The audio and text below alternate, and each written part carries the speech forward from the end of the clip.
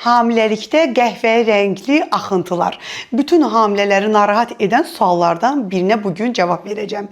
Hamiləlikdə əgər tünd qəhvəyi rəng axıntı görürsünüzsə, bu transplantasiya axıntısı ola bilər. Yəni, dölün uşaqlıq boşluğuna implantasiyası, nidasiyası zamanı olan axıntılardır. Bu axıntılar əsasən son ay başından bir ay sonra və yaxud da mayalanmadan 2 həftə sonra təzahür edən axıntılardır.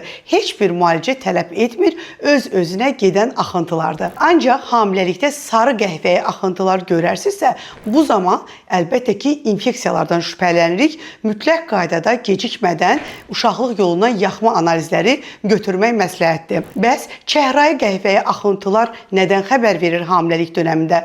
Bu axıntılar əsasən hormonal disbalansdan xəbər verir. Ona görə də mütləq qaydada qadınlarda progesteron hormonunu yoxlamaq məsləhətdir. Bir də hamilələr çox narahat edən qırmızı qəhvəyi axıntılardır. Bu, çox təhlükəli axıntılardır. Əsasən dölün qopması nəticəsində baş verən axıntılardır. Ümumiyyətlə, əziz hamilələr, hamiləlik dönəmində bütün qəhvəyi axıntıları dəyərləndirmək lazımdır. Yəni, sizdə belə bir narahatçılıqlar varsa, mütləq qaydada ultrasəs müayinəsi və ginekoloji kontrola getməyinizi məsləhət görürəm.